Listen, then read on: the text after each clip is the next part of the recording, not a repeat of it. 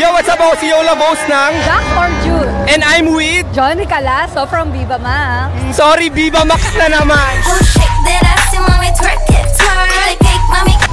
So kapag Viva Max, gigil ang mga viewers. Oo nga, no? Ayaw nilang skip. Ayaw, syempre, Viva Max to eh. Kailangan matapo. Sexy and hotness. True. O, since si Yola interviewer, may one question lang ako sa'yo. Game ka ba? Game! My question is, have you tried No. Bakla ka, kala ko pa lang. Gusto ko long eh. Gusto mo pang long last? Long, mga 3 hours, ganun. Have you tried 3 hours? Yes! Yun, dapat pala ganun. Tatanungin ko muna kung sino yung kasama mo mag 3 hours. Ex, kaibigan, MUFD. Ex. Saan kayo nag 3 hours? Uy, ano ka ba? Sa beach yun. Ay, resort! Ikwento mo. Ano munang unang eksena? Swimming. Pagka ano, di ba? Dunggol-dunggulan muna. O, pagka dunggol, nag-iinit-init na yan. So, anong unang pag-atake? Like for the kick ba? For the cocomelon? For the... Paano? Ano, cocomelon mo? Laki ng Parang di ako sure. Gusto mo? Parang di ako sure. Ay, bawal sa harap ng camera, mababantay. Okay lang ba patalikod? O dito, talikod. Guys, grabe. Bakit ganun? How did you maintain that kind of very big? Siyempre, ano to, maslap. May pagbuko juice ka ba? Yes! How many minutes ka Oy, magbuko? kain na ako pag buko juice. Hanggang yag ba? Yes! Talagang... Hanggang doon talaga. Ganun talaga. Parinig.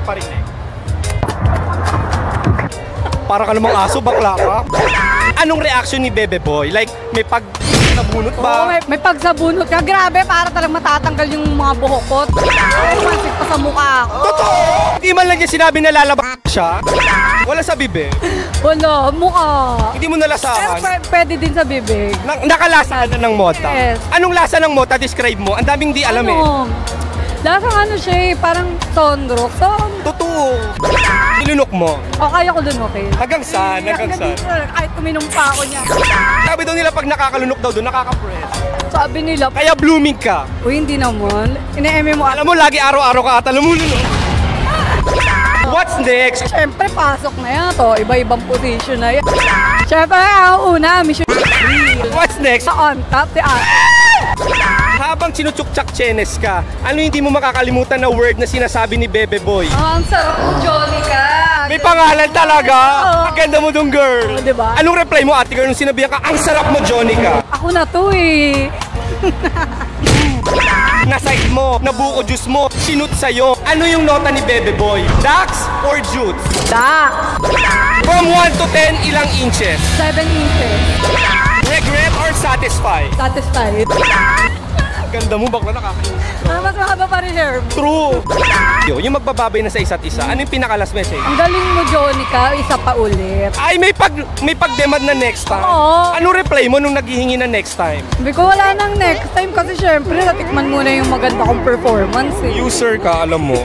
Babae na user ngayon. Kala ko kami lang mga lalaki. Ngayon kayo na. Pagkatapos, Na-adapt na namin yung mga ugali nyo. pagkatapos matikman, babay na, ganon. Now, anong tawagan nyo before? Babe. Ngayon kung mapapanood ni ex to, natawagan nyo ay babe, anong message mo sa kanya? Hindi mo na ako matitikman pa ulit. Ganon? Hindi mo na matitikman ang sarap ni Johnny ka ulit. So, sino na makakatikim ng sarap ni Johnny ka ngayon? Pero yung next, ikaw ah. Ay, bakla, hindi tayo talo. Hindi papasukin natin hair and makeup. Siya lang ba? Namamawis din yung etik. Gusto mo ako na gumawa? Ano bang bet mo ng mga lalaki? Malaki tito. Anyway, what's your message to conservative girls? Yung mga zero experiences sa yung mga ATV, anong advice or message mo? Akin for me, huwag kayong matakot i-try or mag-experience ng mga bagay-bagay. Kasi syempre, hindi nyo alam dun matitikman ang tunay na sarap.